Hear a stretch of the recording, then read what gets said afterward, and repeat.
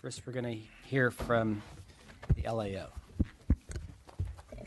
Good morning, Dan Kaplan with the LAO. You should all be receiving a copy of a handout entitled Teacher Workforce Trends. I believe it's being passed out right now. But to provide a brief overview of what I'll be covering in the interim, I'll be discussing some recent trends in the labor market for teachers, evidence of shortage or shortage areas, a summary of prior policy responses attempted at the federal, state, and local levels to address teacher shortages, and finally provide some issues for consideration for the legislature to think about as it begins to ask how to potentially deal with these shortages. But first, to provide a summary of the statewide teacher workforce trends. Two of the common trends that are assessed, or two of the common factors that are assessed by many in the research community when gauging the health of the market for teachers, are the number of new credentials issued in a given year versus the number of hires that districts intend to make in a year. And when we look at these two trends, as you're receiving your handouts, they're located on page 2.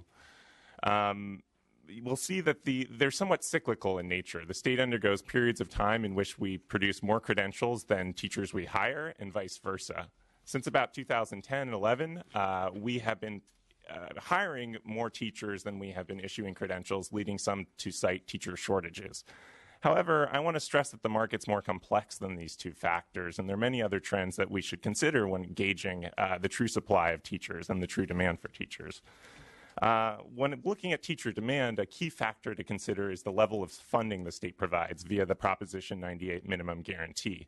We find that in about 3/4 of the years in which the minimum guarantee grows year over year, we see an increase in projected hires at the district level.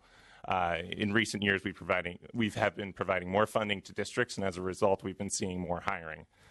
Similar trends are seen when we decrease the funding via the Proposition 98 minimum guarantee. Other key demand factors to consider are enrollment trends. We've seen over the past decade enrollment has been fairly stagnant, and Department of Finance projects that it'll be stagnant going forward into the near future, as well as class size policies, such as class size reduction efforts. When gauging the teacher supply, I alluded to the number of credentials that are issued in a given year. If we look over the past 15 years, we've seen about a 70% decline in the number of credentials issued in California. But I want to stress that this was largely tracking a decrease in the number of hires that districts were making, basically as fewer jobs were available, fewer teachers were entering the market. Other key sources of supply to consider are teachers who re-enter the workforce.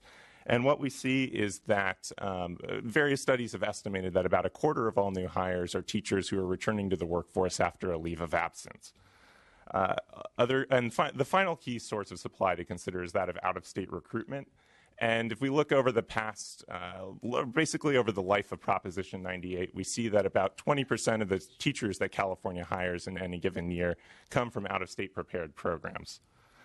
The final aspect of the market that I want to discuss is that of teacher turnover. And various national studies have estimated that turnover stands about 15% of the teachers leave their jobs in any given year. About half of these teachers leave the profession altogether, while the other half switch schools. So taking all this into account, we ask, what is the overall evidence for market shortages? And while we do note that there is a current imbalance between the number of credentials being produced versus the number of hires that districts are making, we believe that this will begin to correct itself over time. We note that the CTC has issued more credentials in the past year than it had in the prior. In conversations with various credentialing programs, we're seeing increased enrollment in these programs. We're seeing districts engage in robust out-of-state recruitment efforts, all of which we believe will help buoy the supply of teachers. However, despite these perhaps promising trends, we note that research perennially shows that there are persistent shortage areas, being in key subject areas of special education, science, and math teachers, as well as certain types of schools, such as city center schools, schools with high percentages of a student body who are low income, and rural schools. On page 4 of the handout, we summarize a number of key policies that have been implemented. And rather than going into each one, I just want to point out that we've grouped these into 8 key policy category areas. I'll let you look at these at a later time in the interest of being efficient. Finally, when looking at all of this, we believe that it's important for the state to focus on those perennial shortage areas because these tend to exist both in kind of tough labor markets for schools and also easier labor markets for schools where there's a greater supply of teachers, those being those key subject areas in those certain types of schools. As far as various policies that have been implemented in terms of financial incentives, ongoing salary increases can be more effective than one-time bonuses because while they serve the purpose of attracting teachers to the schools, initially they can also be effective at keeping the teachers there. When it comes to financial aid models, which the state has implemented various formats in the past, research tends to, while both upfront tuition grants and loan forgiveness programs can be effective, research tends to point to upfront tuition grants as being a more effective model. As far as support and outreach policies, these can be very effective at keeping teachers in the workforce and getting them to the workforce. New teacher support programs, which we were just discussing in the prior issue, such as new teacher induction programs, can be very effective if they're individualized to the teacher and focus on a strong mentor relationship. As far as support programs for ongoing teachers, this is really where where effective administrators come into play. And it's crucial for these administrators to be able to gauge some of the issues that teachers experience and be able to talk them and coach them through some of the workplace issues they encounter. Finally, as I mentioned, California has sourced a lot of teachers from out of state, as well as teachers who are not actively teaching, have recruited them and pulled them back into the profession, and we believe this is a key strategy for addressing teacher shortages in the short term. I do want to stress, though, when assessing all of these different policies, we really rely on a fragmented set of research papers as opposed to any kind of robust labor market analysis. That's because the state lacks a longitudinal teacher database where we can track a teacher throughout the duration of their career. While certain elements of this data are collected at various state agencies, we don't have the kind of comprehensive, robust, and periodic research approach that would allow us to gauge exactly what the market looks like and the true benefit and conduct a true and effective cost-benefit analysis of all the various shortage intervention policies that have been attempted. Thank you. Thank you. Okay, next, CTC again. So thank you, Mr. Chairman. Members, the Commission really does agree that this is a cyclical issue, and the data bears that out. If you look at the longitudinal charts that appear in your agenda, you can see that there are ups and downs in our market. We would argue, however, that the 75% reduction that we've seen in the last decade, 12 years, in enrollment in teacher education, which kept pace with the recession and the reduction in workforce that occurred, we may have reached beneath and too deep in terms of lost infrastructure at this point. And as the economy recovers, as the schools recover, as hiring is on the increase and on the rise, the ability of the preparation sector to keep pace with that it just hasn't been present. So we're concerned about that. And we're concerned about whether we've lost infrastructure and how quickly we can rebuild that. We would also argue that there's likely an optimal level of enrollment in preparation programs that can follow the cycle of increase and decrease in workforce. We're at a suboptimal place now, and we ought to be thinking about how we can get back to what that optimal number of enrollments would be to provide for the workforce that we need. I did bring a handout with me. I'm hoping that staff can circulate that. Has that been circulated to you? Yes. This one? Nope, that's a different one. That's the one. Okay, yes, you do have this. Okay. So this is an opportunity. I'd like to just share with you what our data dashboard systems are going to help us do. We believe that providing access to information about how many teachers are employed, how many what the projected need for hire in the future will be, as an initial, and please look at this as a 1.0 view of our dashboards on teacher supply and demand. Having this data available and being able to drill down on it in a regional way will help us kind of build the conversations that need to happen between the preparation sector and the employment sector. So on page 1 of this handout, what you see is a landing page for our supply and demand workforce dashboard, it will list for you the number of teachers who are employed in our schools right now. As of 2014-15, that was just over 278,000. The estimated hires that were projected by employers. Now, this data may be an unstable number. I'm not sure how stable that particular number is, but every October, LEAs project how many people they expect to hire by content area. So it's the best gauge we have as to what their projected needs are going to be in the future. So on this page, you'll see we can provide every single county and region of the state the numbers of teachers who are employed by district and the numbers that are projected as needed. If you go to page 2, you'll see that our dashboard allows us to drill down to particular regions of the state. So page 2 here talks about the Sacramento area and shows you in the Sacramento, the El Dorado, you can get down to specific numbers that are happening within each area of the state, numbers of teachers employed, estimated hires in each area. We can dig even further in our dashboard system on page 3, and you'll see within Sacramento and the Sacramento City Unified School District specifically what subject areas they're looking to hire in the future years. So this data is now available. This data came over to us from the Department of Education, and it provides an opportunity to take a look and ask some questions and have some regional conversations. If you'll turn to page 4, this dashboard shows us the numbers of credentials that we're issuing annually, and in 2014-15 you'll see that we issued 15,000 total new credentials. About 75% of them came through higher education prepared programs, 4% from districts, and 20% from out of state. We can dig down into this data and see how many credentials were issued by each institution that we accredit, and over a period of time whether we've seen increases or decreases. If you go to the next page, this is a dashboard, page 5, that describes the numbers of documents issued that were interns or permits or waivers. We issued just under 7,200 intern permits and different kinds of permits and waivers. 41% of those went to interns, 57% were to permits, and 2% were to waivers. Again, we can drill down and see how this played out across regions of the state. If you then turn to page 6, we're able to then compare and see if this is the number of projected, of teachers that have been made available in the last year. How did Sac State do in terms of producing numbers of teachers for this service area? How did San Joaquin Teachers College do? How did William Jessup, small university up the valley, do?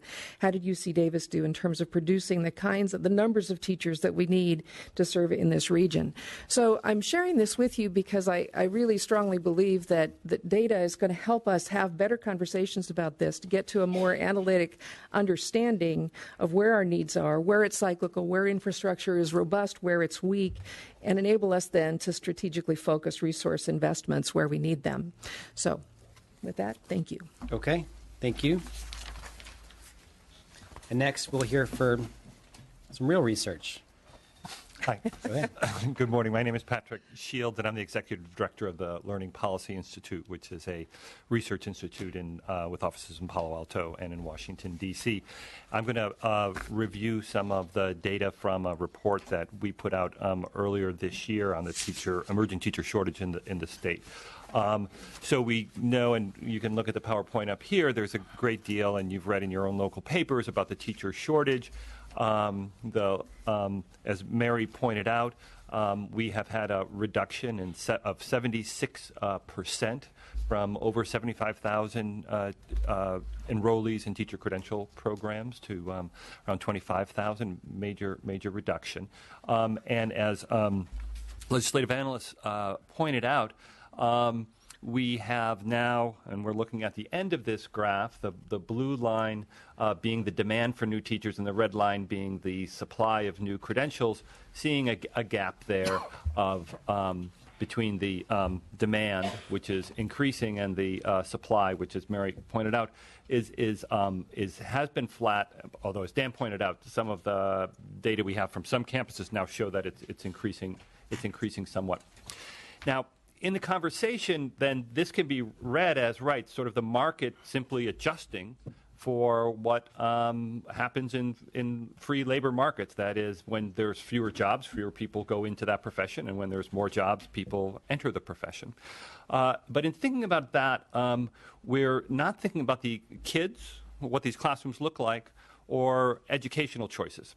So this gap that we see at the very beginning, where there were only 24,000 credentials, where there was a demand for more like 35,000 credentials, one can look over the years and say, well, look at that, that adjusted for itself, right? But in the meantime, there were actually 42,000 classrooms in the state that had teachers who had not yet fulfilled their preparation. So that meant that there were hundreds of thousands of students in classrooms without a qualified teacher while the market was correcting itself.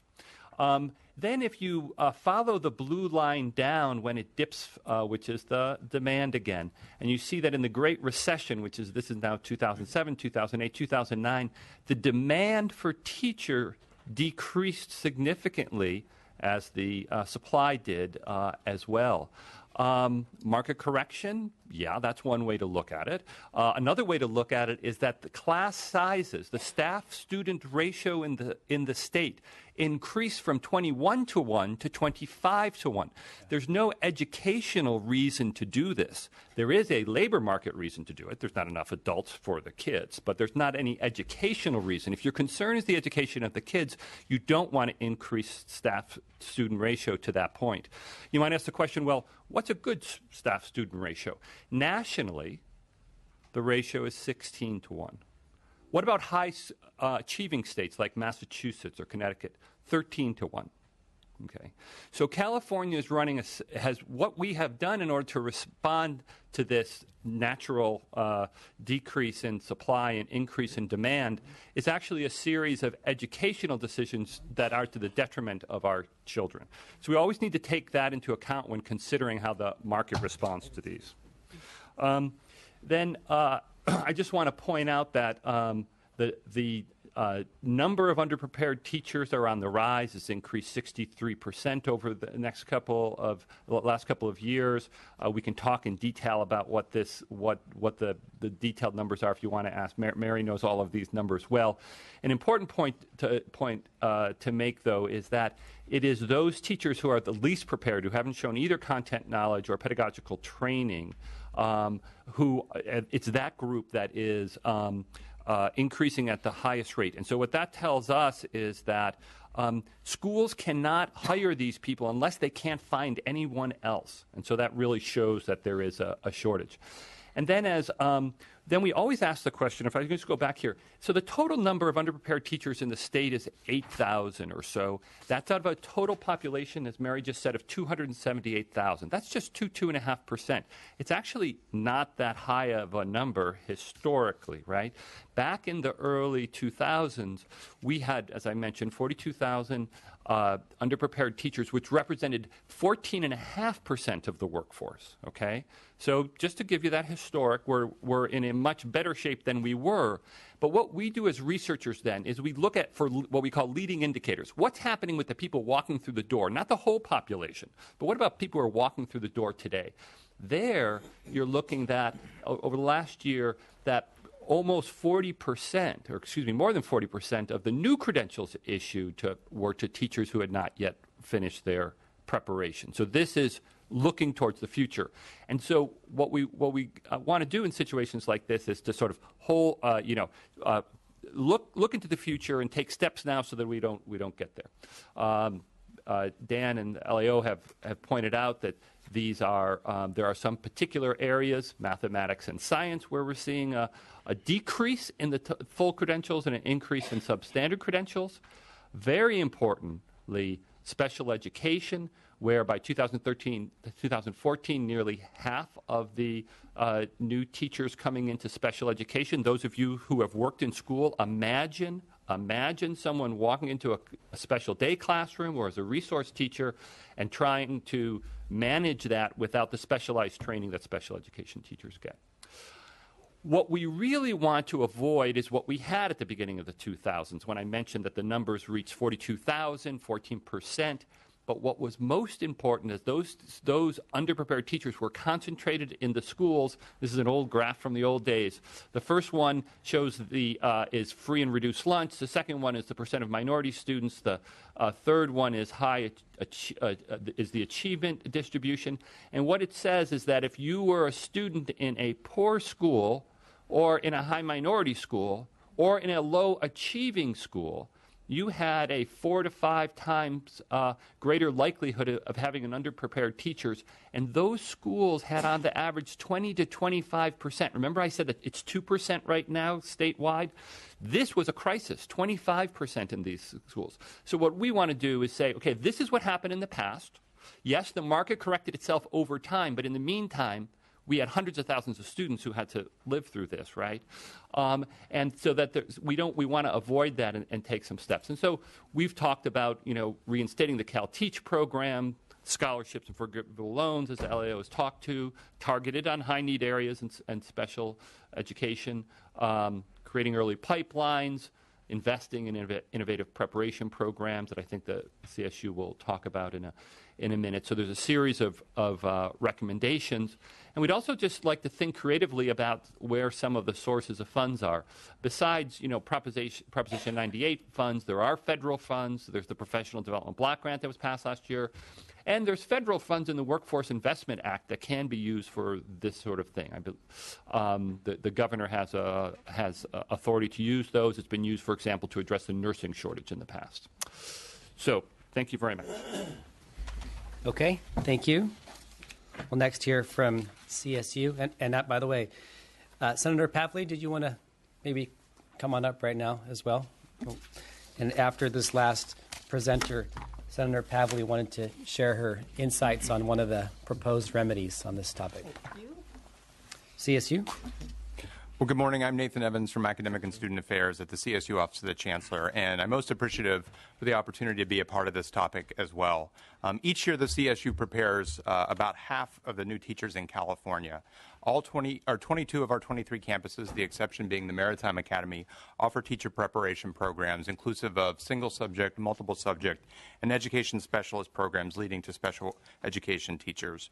Our programs are structured as one-year post-baccalaureate programs, as integrated teacher education preparation programs that blend the baccalaureate and post-baccalaureate work, as well as our site-based online Cal State Teach programs.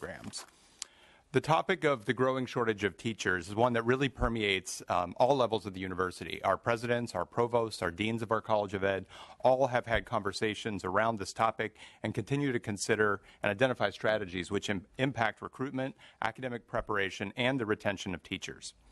As with all levels of study at the university, enrollment in teacher education programs declined during the recession and subsequent budget reductions, but in recent enrollment cycles has begun to increase, as with all of our other categories.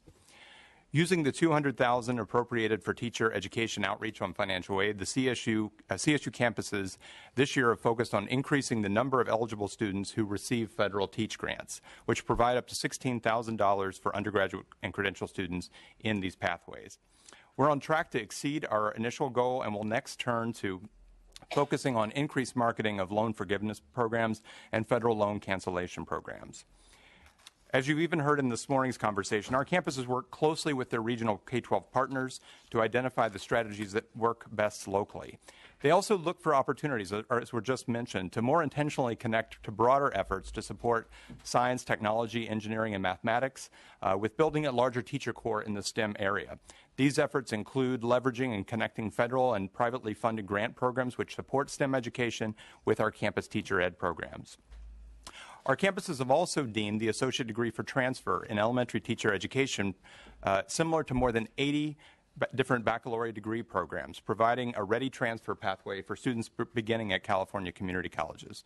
So through these system-wide examples and many local efforts, CSU campuses are working to help address the increasing shortage. But this work requires the engagement of many of the parties represented here as well as many others across the state. We have to target our efforts around the most critical areas of need that we've discussed, but we must also all contribute to the broader discussion about building a pipeline of qualified new teachers and, as importantly, retaining them in the profession. So I thank you again for this opportunity to engage the CSU in this conversation and welcome your questions in a few moments.